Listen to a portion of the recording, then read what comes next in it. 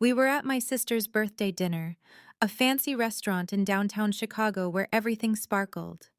The walls, the glasses, even the people pretending their lives were perfect. Everyone dressed like it was a small wedding. Suits, heels, shimmering dresses. The energy was loud and chaotic, filled with jokes, stories, and wine flowing non-stop. And right beside me sat my husband, Daniel, quiet, collected, the complete opposite of the wild energy around him. He always carried himself like a man who didn't need attention to be noticed. He sat straight, listened when others spoke, smiled politely, and added small comments now and then. But next to my sister's loud friends and dramatic stories, he seemed almost invisible. And maybe that made something stupid inside me want to poke at him, just to see if I could make him react, make him show emotion, make him look like the bold, loud men these dinners always highlighted. I had no idea how deeply I'd regret it later. The disaster began when the conversation shifted to relationship effort. My sister's newly engaged friend started bragging about her fiancé like he was a Disney prince. Monthly trips, romantic surprises, handwritten notes, massages, flowers delivered to her office.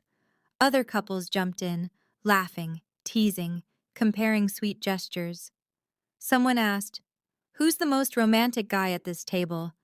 She squealed and pointed at her fiancé, and everyone applauded. Then someone, I don't even remember who, turned to me and joked, "So how's your husband doing at keeping you happy?" It was meant to be harmless. I could have easily said, "He's amazing," and moved on. But something inside me, ego, insecurity, stupidity, I still don't know, pushed me toward the worst answer possible. I lifted my wine glass, smirked, and said loudly enough for everyone to hear, "Honestly, I think I need a new husband." The laughter came fast, but it wasn't real. It was the kind people use to hide discomfort when they're unsure whether to laugh or defend someone being mocked. I felt the tension, but instead of stopping, I pushed further. I tapped Daniel's shoulder and added, "Seriously, if anyone knows a guy who listens and actually takes initiative, send him my way." My sister's face hardened instantly. She knew I'd crossed a line. Her fiancé looked away. One friend bit her lip awkwardly. And Daniel, he just stared at me. Not angry, not hurt, just cold. A silence with weight. It scared me in a way I didn't understand yet. He slowly set down his fork. No rushing, no fidgeting, no change in his breathing. It was the calm of a man who had just stopped caring in real time. He wiped his fingers with a napkin, placed it neatly on the table, and when he finally spoke, his voice was low, steady, and sharper than I'd ever heard. "Well," he said, "if you're taking applications, I'll gladly free up the position tonight." The air snapped. Every sound in the restaurant vanished. Plates, music, nearby conversations, gone. You could have heard a pin drop. That's how silent it became. He wasn't finished. Leaning back slightly, eyes locked on mine, he continued in the same icy tone. "You joke about needing a new husband, but maybe you should ask why your husband stopped trying in the first place." Someone gasped quietly. My heart slammed against my chest. His words weren't loud, but they were devastating. He kept going. "You've spent so long mocking, belittling, turning everything into a joke.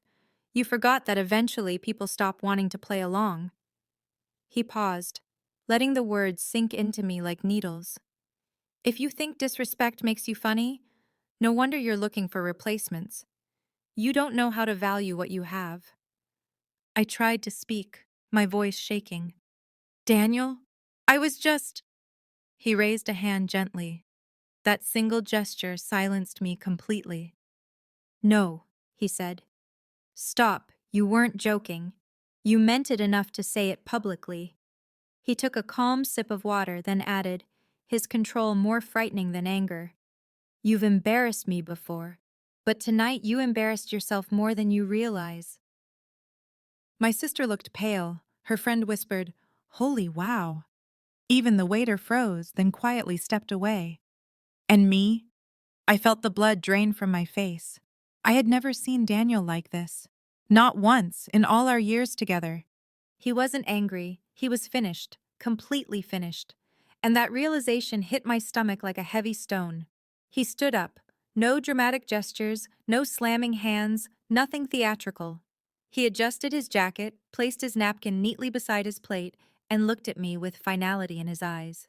"You want a new husband," he said quietly. "Good, because after tonight, you won't have to pretend anymore." My throat tightened. "Daniel, please." He didn't even fully turn toward me. He simply replied, "That's the problem. You only say please when the damage is already done." Then he walked away. No yelling, no scene, no anger, just a calm, devastating exit. The table stayed frozen for almost a full minute. My sister stared at me in disbelief. Her fiancé muttered, "Damn, he really meant that." Someone else whispered, "Why would you say that to him?" I felt myself shrinking into my chair, heat flooding my face as the weight of what I'd done finally settled in. I had pushed away the one person who had always stood by me. I had mocked the man who supported me through everything. I had turned him into a joke, and he finally stopped allowing it. The noise of the restaurant slowly returned, but the shame didn't fade. It grew heavier, louder, crushing. Because Daniel's ice-cold reply wasn't just a comeback.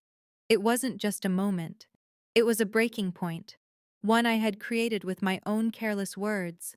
And for the first time, I realized I might have truly lost.